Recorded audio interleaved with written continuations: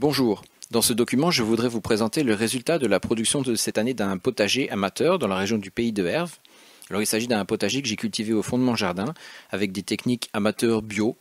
Donc il ne s'agit pas du tout d'un potager qui se veut être un modèle de référence, être particulièrement réussi ou particulièrement révolutionnaire. Donc, au contraire, il se veut totalement standard. Alors pourquoi est-ce que j'ai fait ça? En fait, j'espère avec ce document apporter quelque chose à deux niveaux. Le premier, c'est que quand je cherchais des données sur des potagers similaires aux miens, sur la production ou les techniques employées pour pouvoir comparer ce que je faisais, j'ai pas trouvé grand-chose. Donc là, ce que j'ai fait, c'est que pendant toute l'année, j'ai méticuleusement noté toutes mes récoltes, pris beaucoup de photos pour documenter au mieux ce que j'ai fait. Et donc là, je voudrais partager ça avec n'importe qui serait intéressé par ces données pour montrer ce que j'ai fait et que les autres maraîchers amateurs puissent comparer. Et le deuxième point, en fait, mon grand rêve pour la communauté, ce serait que toutes les personnes qui ont la chance de posséder un petit bout de terre, eh ben, en fassent quelque chose. Donc une culture bio, évidemment, donc soit en légumes ou en fruits ou des arbres ou des aromates ou quoi que ce soit, mais en tout cas qu'ils y mettent de la nature, ils apportent de la biodiversité. Et la nature nous le rend ça, avec de la production. Et comme on va voir dans ce document, elle peut donner beaucoup. Mais il faut faire avec elle. Donc il ne s'agit pas juste de tirer des choses de la nature, mais aussi de lui donner de la vie, de donner de la biodiversité. Et c'est quelque chose que j'ai fait dans mon potager. Et je pense que pour la cohérence de tout potager bio, il faut aussi donner à la nature. C'est ce que je vais essayer de montrer. Alors je vais commencer par présenter le potager, donc comment les planches de culture sont configurées et dans les grandes lignes quelles méthodes et techniques j'ai employées tout au long de l'année. Ensuite on en arrivera au slide qui est un peu le cœur de cette présentation, c'est le bilan chiffré de ma production de cette année. Donc il y aura tous les détails, il y aura beaucoup de chiffres. Ensuite je vais détailler un peu plus planche par planche avec beaucoup de photos, comment les planches de culture étaient cultivées. Et on verra qu'il n'y avait pas que les légumes qui en sont sortis, qui étaient cultivés, mais il y a aussi des plantes auxiliaires, des fleurs annuelles, etc. Donc tout ça dans le but de la biodiversité dont j'ai parlé. Ce qui nous amènera après aux deux derniers points, où je vais essayer de faire assez court, mais c'est très important pour moi de finir par ça, parce que je ne veux pas juste dire, voilà, faites des légumes, vous en tirez autant de kilos et basta. Mais pour que ça ait un sens, tout ça, il faut que le potager s'intègre dans l'écosystème, donc dans l'environnement physique et humain. C'est pour ça que je disais il faut faire avec la nature. Donc c'est là-dessus que je vais revenir dans l'avant-dernier point. Et puis pour finir, je me permettrai quelques recommandations pour les autres maraîchers amateurs, recommandations qui n'engageront que moi. Alors pour commencer, la présentation du potager. Ici dans cette présentation, on va se focaliser uniquement sur une zone cultivée de 47,7 m². Alors il y a d'autres choses dans le reste du jardin, mais là, le bilan chiffré de la production, c'est uniquement pour cette zone de 47,7 m². Voici le schéma des planches de culture. Donc en vert, ce sont les zones cultivées avec les dimensions et les surfaces. Je fonctionne avec des allées en broyat, vous les voyez hachurées. Notez que les planches C1 et C2 vont aussi recevoir, là, je vais faire ça pendant l'hiver, une allée centrale en broyat. Jusqu'à présent, elles n'en avaient pas, elles étaient assez larges, 2,30 m, 2,40 m, ces zones C1 et C2. Parce que historiquement j'avais commencé avec la méthode Gertrude Franck, mais maintenant je m'oriente vers la méthode Jean-Martin Fortier, donc des planches de 80-90 cm de large, parce que ça a beaucoup d'avantages pratiques. Et donc voilà, je vais diviser ces zones avec une allée en broyat, comme c'est le cas pour C3 par exemple. Cette année aussi, pour la première fois, j'ai tenté une allée temporaire en trèfle blanc. Vous la voyez hachurée en bleu sur le schéma. Ça fonctionne pas mal, donc le trèfle blanc ça permet de le piétiner, et puis ça m'a permis aussi de faire plusieurs coupes pour faire du mulch avec les résultats de cette coupe. Pour finir, une petite remarque, vous voyez la zone fraisier qui est hachurée. En fait, je ne vais pas la prendre en compte dans ce bilan, donc les fraisiers ont tout à fait leur place dans un potager. Mais là, jusqu'à présent, donc ça ne fonctionne pas très bien mes fraisiers, j'ai pas une bonne production, j'ai une petite idée des raisons et je compte bien résoudre ça l'année prochaine. Mais en plus, comme de toute façon, ce ne sont pas des techniques de semis, de plantation annuelle comme pour le reste des cultures, je vais tout simplement les retirer de ce bilan, donc on n'en parlera pas. Alors maintenant, je reviens brièvement sur quelle méthode j'ai appliquée. Alors d'abord, je suis absolument intransigeant là-dessus, évidemment, toutes les méthodes et les intrants éventuels, donc comme terreau, semences, etc., sont bio. Voilà, je pense que c'est pas la peine d'expliquer pourquoi les intrants chimiques, par exemple, qui détruisent la nature, sont mauvais. Rien qu'en le disant, je pense que c'est clair. Sinon, globalement, c'était très important pour moi de faire au maximum avec les ressources disponibles sur place. Donc l'eau de pluie avec la citerne de collecte des eaux de ruissellement des toits. Le compost maison, là-dessus j'ai pas mal de compost parce que je me suis construit des toilettes sèches, donc j'en ai en bonne quantité. Évidemment, il faut lui laisser le temps de mûrir. Du mulch, donc ce qu'on appelle le mulch, en fait, c'est tout simplement de remettre sur la terre des résidus végétaux qu'on a grossièrement hachés. Donc ça redonne de la nourriture au sol, entre guillemets. Donc on fait ça avec des coupes de légumes, ou quand on part les légumes pour les récoltes, on laisse sur la planche, en hachant brièvement, une partie de ces résidus végétaux. Le broyat, donc j'ai dit que j'utilisais des allées en broyat, donc je produis une partie de mon broyat moi-même avec l'élagage des arbres du reste du jardin et un petit broyeur que j'ai acheté. Alors ça ne me suffit pas, mais j'ai la chance que sur la commune de Herve où j'habite, on puisse aller chercher gratuitement du broyat aux ateliers communaux quand il est disponible. Donc voilà, ça reste une ressource gratuite et locale. Je voudrais juste clarifier le but de mon potager. Les buts, en fait, il y en a 3, on va dire. Le premier, il est un peu évident, c'est la production de légumes pour nourrir ma famille. Ok, mais c'est pas tout. Le but, c'est aussi de favoriser la biodiversité.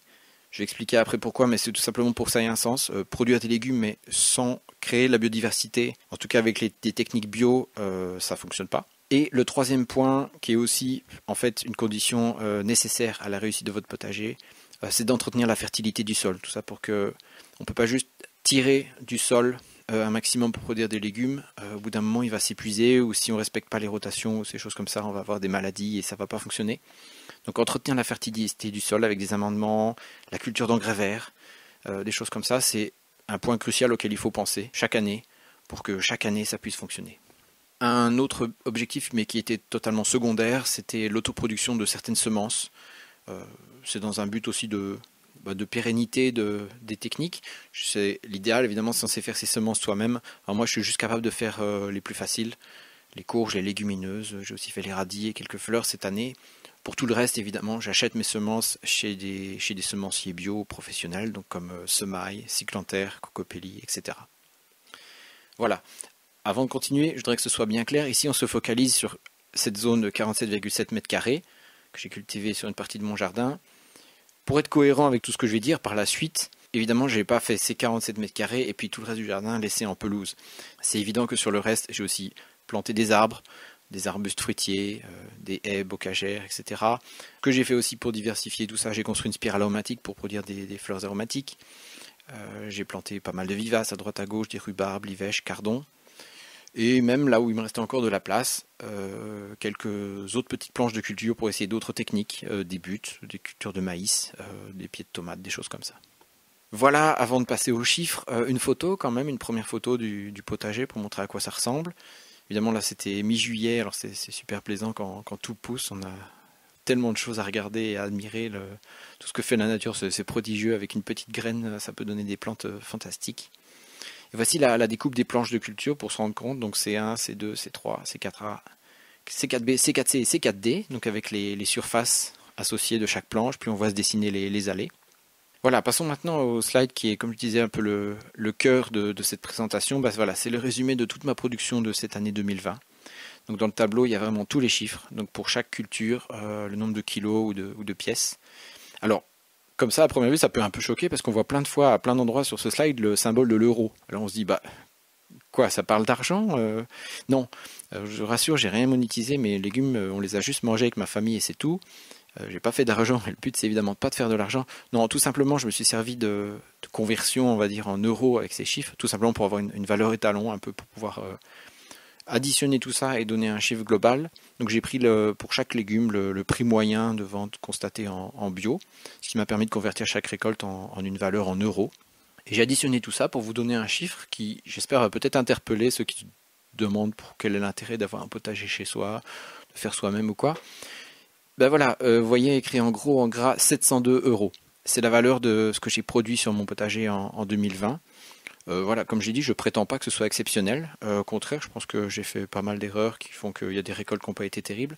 Mais 702 €, moi en tout cas, ça m'interpelle. Je dis waouh, c'est pas négligeable du tout comme budget. Donc voilà, ceux qui hésitent à se lancer, voilà. Premier ordre de grandeur de référence, avec 47 m², j'ai produit pour 702 € de légumes. C'est quand même pas négligeable du tout. Ça me donne une moyenne de 14,7 € par mètre carré. Voilà, pour comparaison. Petite remarque, évidemment, il faut aussi déduire un peu les coûts. Qu'est-ce que ça m'a coûté? J'ai détaillé ça en dessous. Le poste principal pour les coûts, c'est les semences et les plants, donc autour de 70 €. Après, j'ai utilisé un petit peu de terreau pour les semis, un petit peu de chaux pour... chaque année, on met de la chaux pour remonter un peu le pH, parce qu'en cultivant le sol, on l'acidifie. Et j'ai aussi compté un peu d'argent pour l'analyse de sol. Alors, c'est quelque chose que je compte pas refaire tous les ans, mais pour savoir un peu où on en est. de quoi a besoin notre sol. C'est pas mal de faire de temps en temps une analyse de sol. Enfin, une dernière remarque avant de passer à la suite. Si vous regardez en détail tous les chiffres que j'ai marqués, c'est marqué qu'en haut, en fait, j'ai eu une production de 651,49 euros. Ça, c'est effectivement ce qui a été 100% pesé au gramme près jusqu'au 31 octobre, donc c'est ce que j'ai effectivement récolté. Après, au 31 octobre, quand j'ai arrêté ce tableau, il y avait encore quelques récoltes qui n'étaient pas terminées, c'est ce qui est en jaune. Les poireaux d'hiver, les panais, quelques betteraves, radis d'hiver, etc. J'ai estimé ce qui restait, ce qui m'a permis d'arriver au total de 702 euros. Alors, j'ai vraiment fait une estimation basse, je voulais pas spécialement gonfler mon chiffre, il y a même des récoltes qui vont pas être terribles que j'ai négligées complètement, comme le chou de Bruxelles, romanesco, mâche, etc. Donc en fait ce sera plus que 702, mais voilà, je voulais pas gonfler les chiffres alors que ça c'était pas complètement pesé. Donc voilà, il n'y a pas d'entourloupe, tout a été vraiment fait correctement, je pense. Voilà pour les chiffres. Vous pouvez faire pause à cet endroit de la présentation si vous voulez regarder plus en détail les chiffres du tableau. Avant de passer aux détails planche par planche et à beaucoup plus de photos et d'explications des cultures, je montre encore une dernière série de chiffres. Il s'agit du rendement, on va appeler ça comme ça, en euros par mètre carré par planche.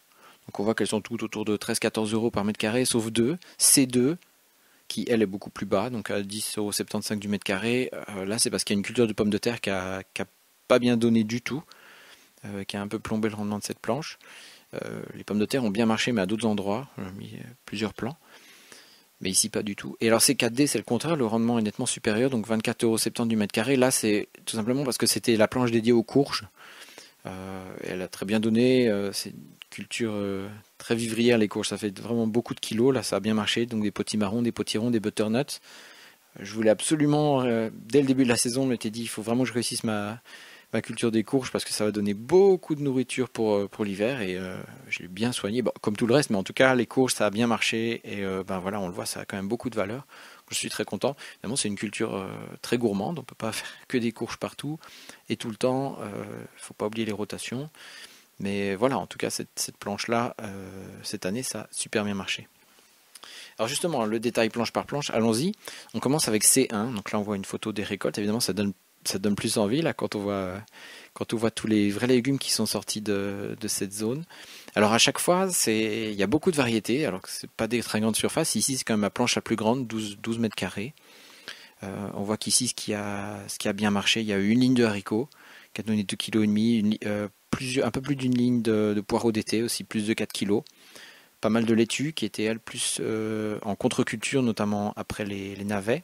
Il y avait des haricots grimpants, des pois grimpants, des petits pois écossais grimpants, donc que j'ai palissé avec des bouts de bois et de la ficelle. Ça a quand même 3 kg de petits pois, c'était pas négligeable du tout. Et sur cette planche, j'ai mis des cultures d'hiver, enfin d'automne-hiver. J'ai encore quelques betteraves à récolter ici, un pied de chou de Bruxelles, des radis d'hiver que j'ai pas encore récolté, qui tiennent bien le froid sans problème. Il y a encore de la mâche et de l'épinard. Mais sur cette planche, donc voici d'autres photos où on se rend compte qu'il y a d'autres choses. Oui, il y a d'autres choses. Il y a aussi de la bourrache, qui est une plante intéressante pour aider à lutter contre la pierrite du chou. Donc j'avais quand même quelques choux sur cette planche, sachant que la bourrache est aussi des aspects comestibles, de la fleur, des jeunes feuilles, etc. J'avais aussi de la facélie et de la moutarde utilisées comme engrais vert, donc plantées très tôt et ensuite fauchées et laissées en mulch. Et puis j'avais aussi un ou deux pieds de tagettes, donc des fleurs annuelles. Voilà, pour finir, comme vous en rendez compte, il n'y a pas encore l'allée en broyat centrale sur cette planche, mais ce sera le cas l'année prochaine. Passons maintenant à C2. Donc ici sur la planche C2, il y a un pied de courgette qui a extrêmement bien donné. Donc avec un seul pied, j'ai sorti 12,5 kg de courgettes, sachant qu'elles ont toujours été récoltées comme petites ou moyennes courgettes. Donc j'ai jamais laissé grainer. J'ai laissé grainer une fois, donc une courgette devenir énorme pour pouvoir en récolter les graines. Mais elle n'est pas comptée dans ces 12,5 kg, elle est comptée à part. Donc vous voyez, courgette soupe 2,3 kg. Donc les 12,5 kg de courgettes, c'est vraiment des petites courgettes. Donc c'est quand même un super rendement. J'ai aussi sorti une dizaine de choux cabus rouges, des choux rouges, qui étaient assez hâtifs, donc ont été récoltés en été. On les a lacto-fermentés pour la plupart, donc on va pouvoir les manger dans les mois qui viennent. Il y a la culture de patates qui n'a pas marché du tout. Il y avait aussi des fèves, des pommes de terre sur cette planche, une chicorée frisée, de la févrole que j'ai récolté mais qui était quand même surtout utilisée comme engrais vert. Et puis 2 pièces de Schuraf Super Schmelz. C'est une variété qui fait des choux-raves très gros mais qui reste pas fibreux en fait. Donc qui fait vraiment des raves énormes. Je l'ai essayé pour la première fois, j'en ai mis que 2 là et vraiment je suis conquis. Ils étaient délicieux. Donc je compte bien en refaire plus l'année prochaine. Voilà une photo où on se rend compte un peu de voilà comment ça a poussé. Donc on voit là c'était début juin, donc on voit les choux sont pas encore formés là au premier plan. Il y a plusieurs pieds de bourrache qui n'a pas encore fait beaucoup de fleurs à ce moment-là. Les fèves là qui n'avaient pas encore été coupées. Les fleurs violettes qu'on voit à l'arrière c'est la facilie que là j'allais très bientôt faucher pour pas la laisser faire des graines partout non plus. Et voilà, à signaler que sinon pour cette planche, pour l'automne-hiver, donc il n'y a pas de culture. Donc là, à l'heure qu'il est, je l'ai déjà préparé. Donc il y a une partie où j'ai mis de l'engrais vert et une autre partie où j'ai mis compost, feuilles mortes et brindilles par-dessus. Voilà. Passons au détail de la planche C3. Alors cette planche-là, j'en suis vraiment très content parce qu'en fait, avec une petite surface, j'ai fait à chaque fois des petits blocs de culture où j'ai respecté au mieux, on va dire, les distances de plantation, donc la densité, mais sans trop serrer, pour plusieurs variétés. Et ça a vraiment super bien marché. Alors là, les pommes de terre ont eu un rendement formidable. Donc là, sur un total de 1,44 m², donc c'était 2 zones de 80 par 85 cm, j'ai sorti voilà, 4,6 kg plus 3,6 kg de patates. Donc 8,2 kg en 1,44 m². Ça fait en fait un rendement de 57 tonnes hectares si on extrapole. Donc là, les pommes de terre ont très bien marché.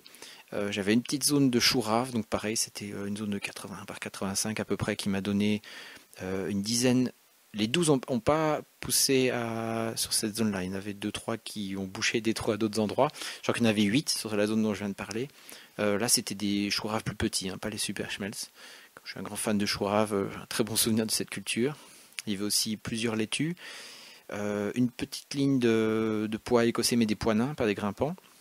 Quelques choux blancs qui était un petit peu trop serré là pour le coup. Et puis il y a eu 2 zones de carottes. Et alors là, il y a une zone qui a... C'est pour ça qu'il y a 2 lignes dans le tableau. Il y a une ligne qui a donné 4,5 kg de carottes. Donc là, c'était un assez bon rendement pour la surface. Et une autre qui a donné que 2,1 kg alors que c'était presque la même surface. La raison, c'est que j'ai pas bien éclairci mon semis.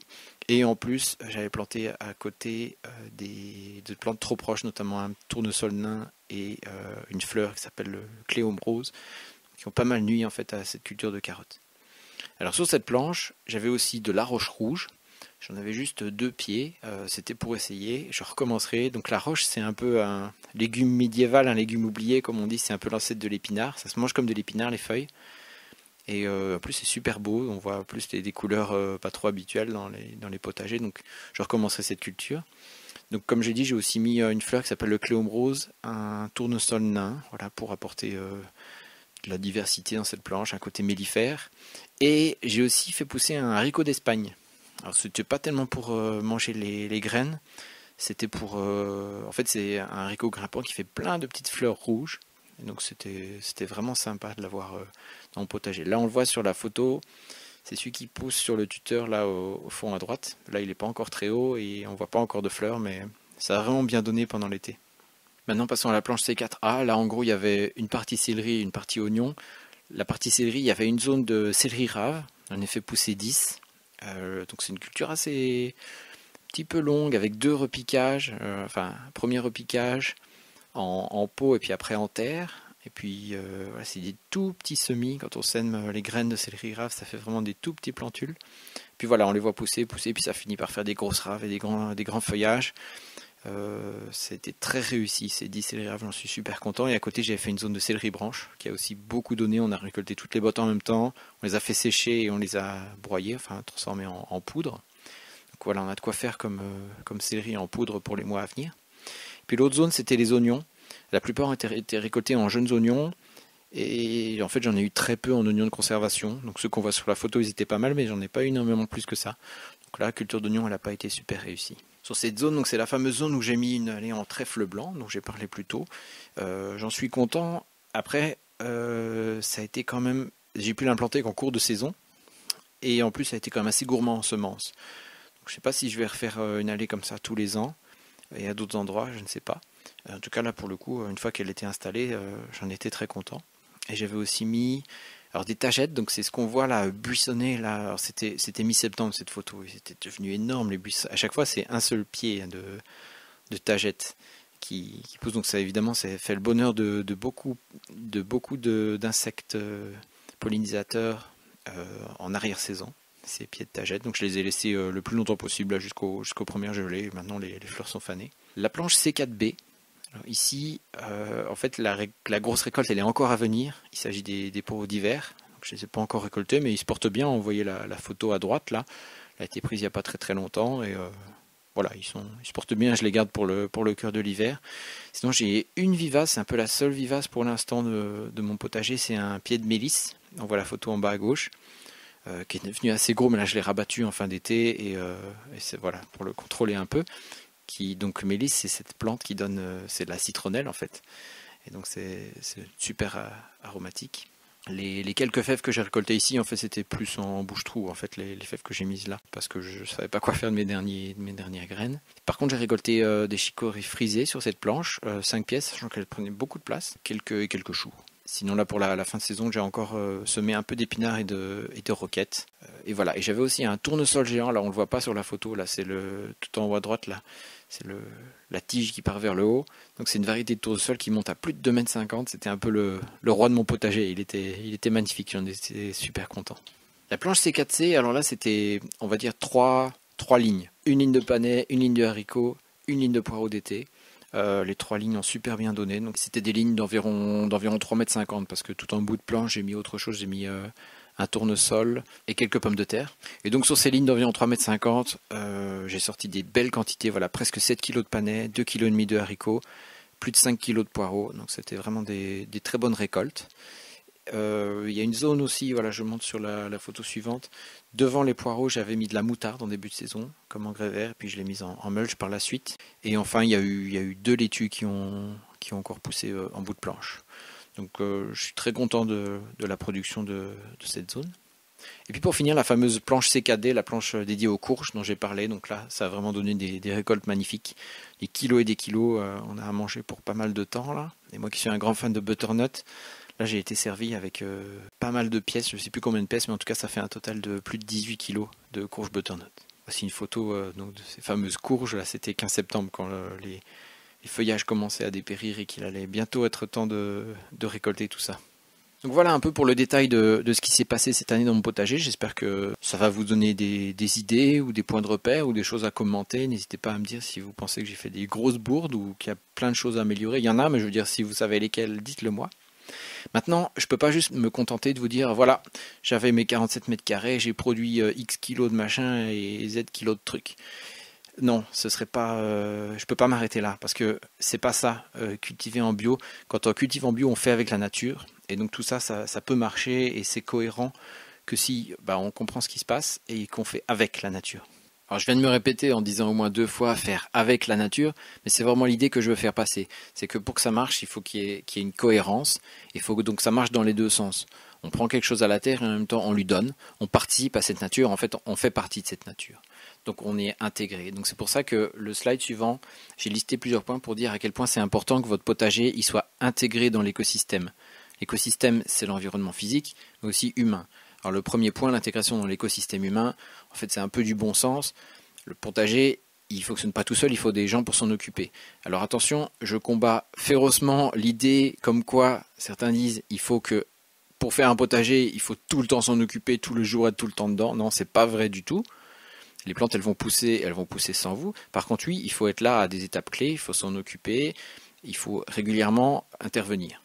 Pas tout le temps, mais un petit peu quand même. Donc voilà, il faut que le potager, il fasse, ou en tout cas les actions liées au potager, à votre jardin, elles fassent partie de votre vie. Donc il faut que ce soit intégré dans votre vie, donc dans l'environnement humain, on va dire, de ce potager. Mais en retour, vous aurez des choses en retour, parce que c'est quand même un plaisir à chaque fois qu'on est dedans, rien que d'observer, et puis évidemment tout ce qu'on peut en retirer de matériel. Donc voilà, ça va dans les deux sens, c'est intégré dans la vie des gens qui s'en occupent. Après l'intégration dans l'environnement physique, il y a pour des raisons de vie, donc il faut la distance par rapport à votre lieu de vie, voilà, s'il est tout proche, c'est évidemment plus facile, mais c'est pas rédhibitoire non plus si le potager est à l'autre bout de la ville.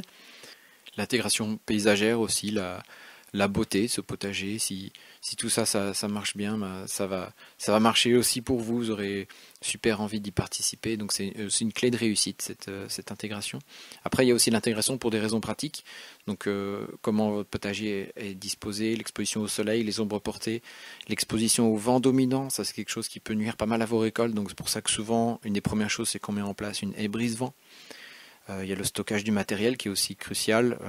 Évidemment, si vous n'avez pas de cabanon, rien, et que vous devez à chaque fois amener tout votre matériel, ça va vite être un problème. Donc c'est des choses qu'on doit penser quand on met en place le potager pour que ça fonctionne bien.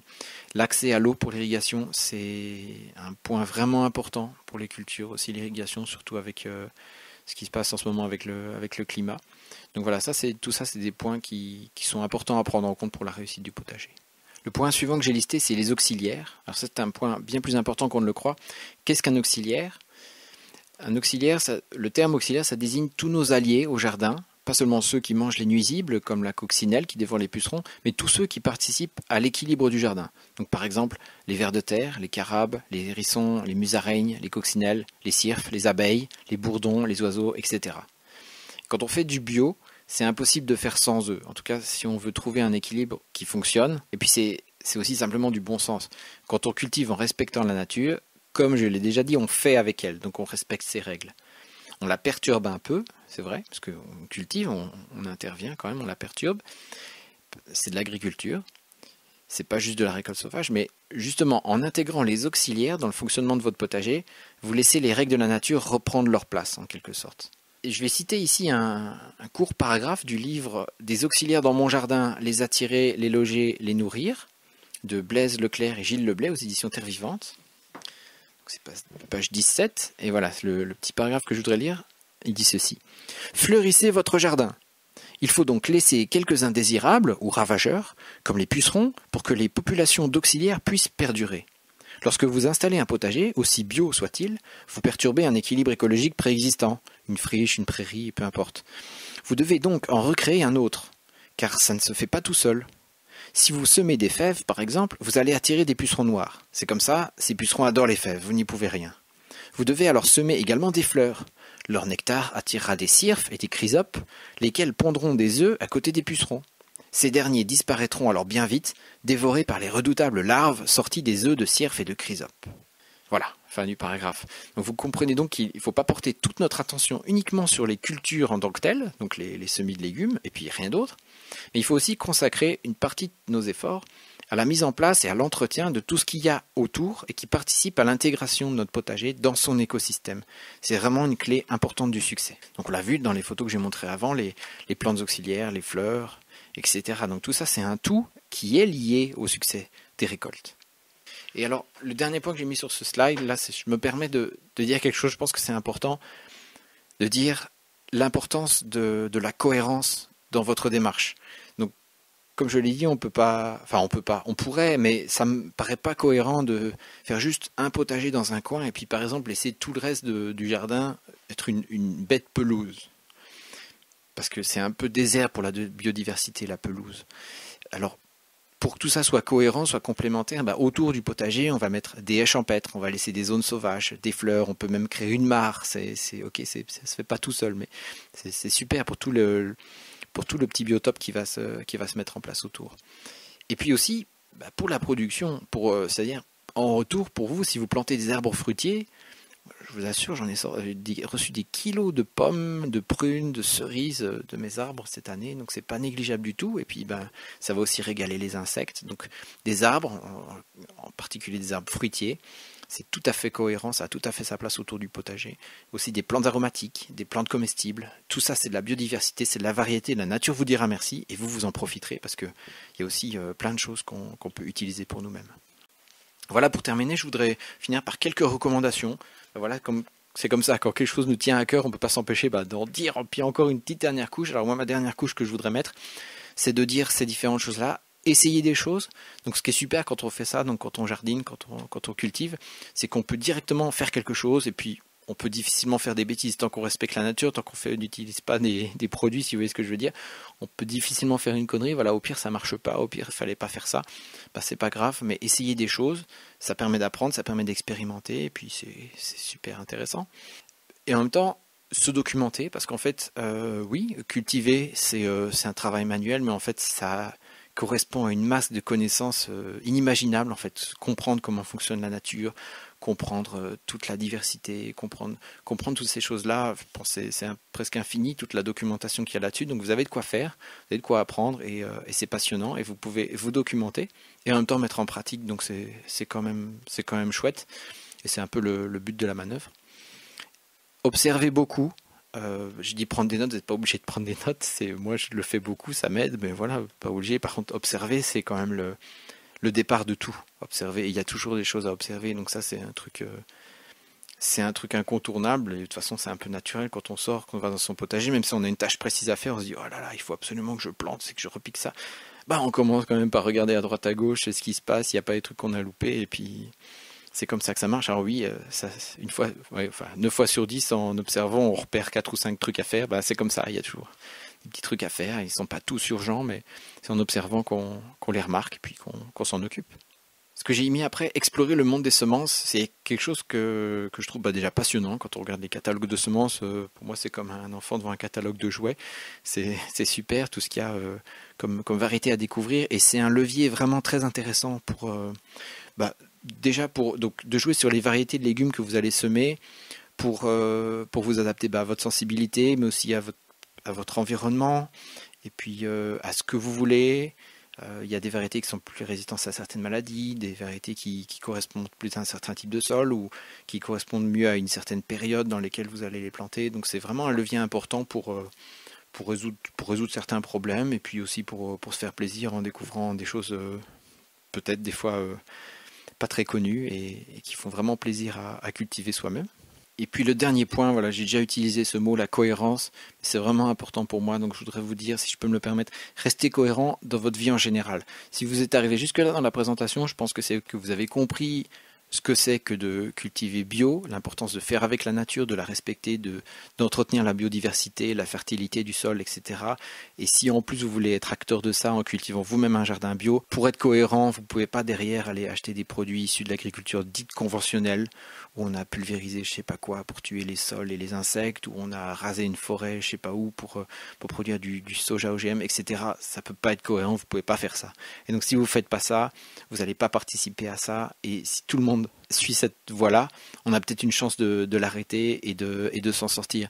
Donc, s'il vous plaît, restez cohérents, participez plus à des choses qui dégradent l'environnement, et un grand merci d'avance.